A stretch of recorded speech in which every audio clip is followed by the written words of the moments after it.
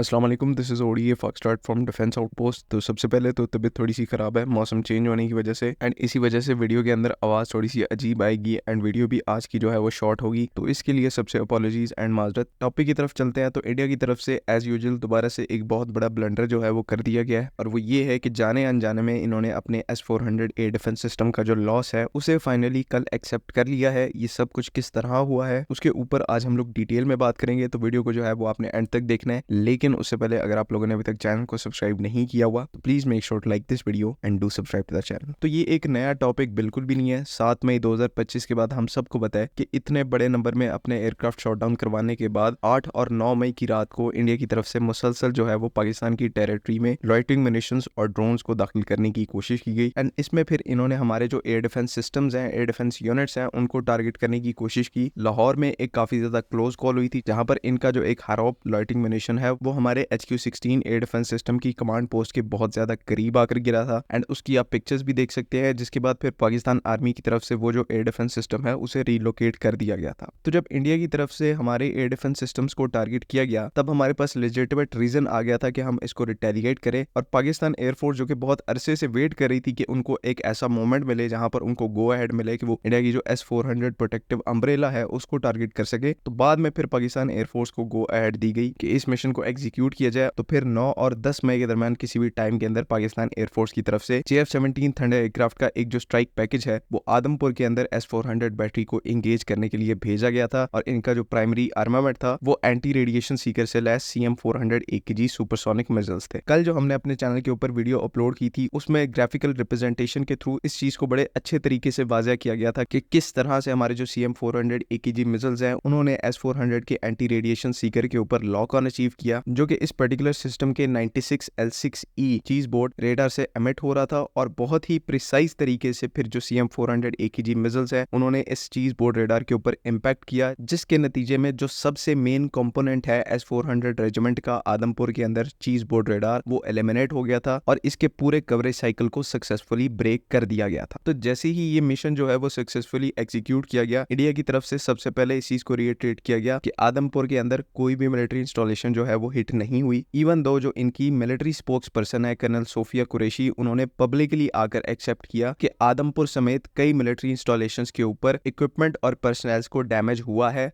फिर भी वायु सेना स्टेशनों पर उधमपुर, पठानकोट,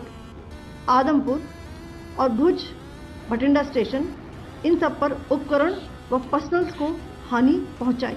लेकिन उसी टाइम पर चीजों को कंट्रोल करने के लिए इंडिया के जो प्राइम मिनिस्टर हैं नरेंद्र मोदी, उनकी तरफ से एक PR स्टंट खेला गया जहां पर उन्होंने जाकर आदमपुर एयरबेस का दौरा किया और अपने बैकग्राउंड में S-400 का एक टेल लॉन्चर खड़ा करके पूरी अपनी पब्लिक को यकीन दिलाने की कोशिश की कि इंडिया का जो S-400 सिस्टम है वो सेफ है। हालांकि पाकिस्तानी एयरफोर्स की तरफ से शुरू से इस चीज को बड़े क्लियर तरीके से कहा गया कि हमने S-400 का जो सबसे मेन कंपोनेंट है उसका 96L6E चीज बोर्ड रेडार उसको हिट किया था। इसके लॉन्चर्स को दिखाने की तो यहाँ पर कोई सेंस ही नहीं बनती। उसके बाद नरेंद्र मोदी की ये एक फोटो आई जिसमें वो S-400 एयर डिफेंस सिस्टम के किसी व्हीकल के अंदर मौजूद है। देन आपको पता है कि इंडियंस ने क्या कहना स्टार्ट कर दिया कि नरेंद्र मोदी तो S-400 का जो रेडार सिस्टम है उसकी व्हीकल के अंदर भी उन्होंने विजिट किया, तो पाकिस्तान की तरफ से कोई भी व्हीकल डिस्ट्रॉय नहीं की गई। लेकिन बाद में पता चला कि जिस व्हीकल के अंदर बैठकर नरेंद्र मोदी ने फोटोशूट करवाया वो S-400 की कमांड पोस्ट व्हीकल थी, जो कि अगर आपको मैं इस चार्ट की मदद से दिखाऊं तो एक S-400 सिस्टम की रेजिमेंट के अंदर या फिर उसकी बैटरी के अंदर एक जो कमांड पोस्ट व्हीकल है वो अलग व्हीकल होती है, और जो 96L6E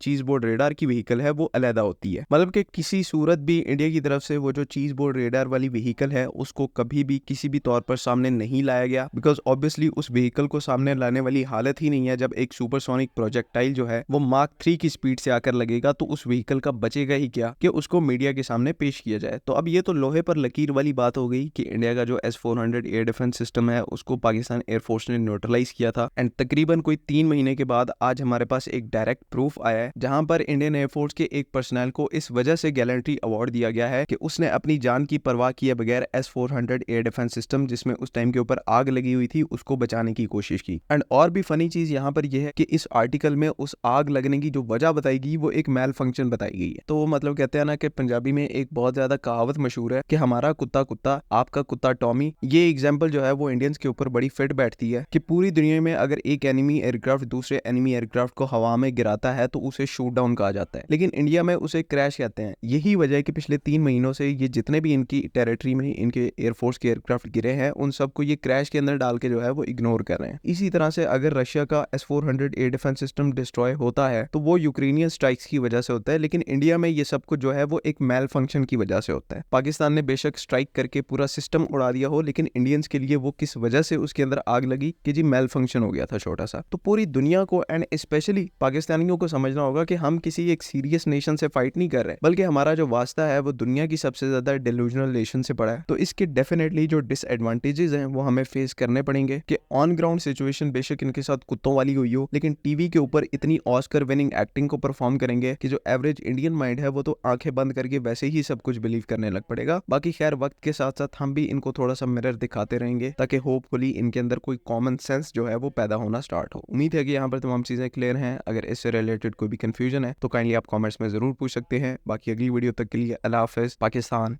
जिंदाबाद।